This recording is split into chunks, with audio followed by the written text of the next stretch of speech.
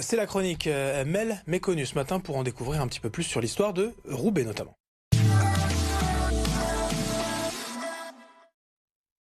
Avec Jérôme de la boucle du dessin. Cette semaine, l'industrie du textile à Roubaix, comme on le sait, extrêmement importante par le passé. Mais d'ailleurs, d'abord, pour revenir à la genèse de l'histoire, Roubaix dans les années 1800, c'est pas vraiment une grande ville. Non, c'est ça. Roubaix dans les années 1800, c'est une ville qui est moyenne, ça fait 8000 habitants.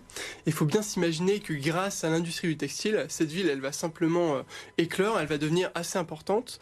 Et donc dans les années 1900, la ville va faire 120 000 habitants. C'est-à-dire qu'on passe, il faut bien s'imaginer, de 8000 habitants dans les années 1800 et très rapidement, on passe à 120 000 habitants en 1900.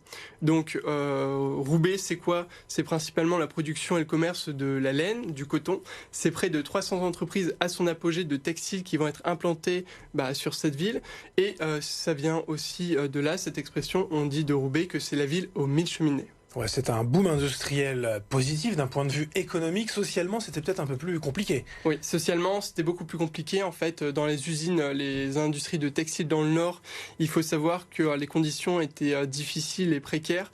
Les journées de travail étaient longues et surtout, pendant très longtemps, il y a eu le travail des enfants, puisqu'en fait, ce travail était bon marché et donc les enfants étaient utilisés pour le travail. Parmi ces grandes entreprises de tissage à Roubaix, il y en a une que tu voulais nous présenter particulièrement, c'est l'usine Cray. Oui, l'usine Cray. Donc, elle a été construite en 1914 par Jean-Baptiste Cray.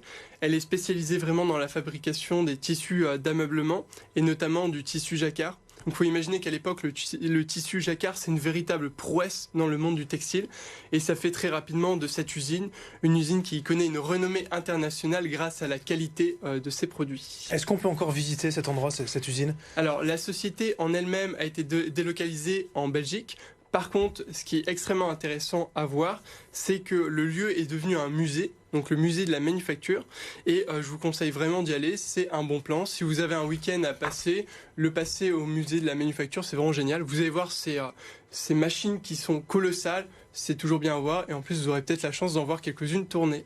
Voilà, d'aller voir un musée, c'est toujours une bonne idée de toute façon au mois de décembre quand il fait un peu froid, quand il fait pas beau.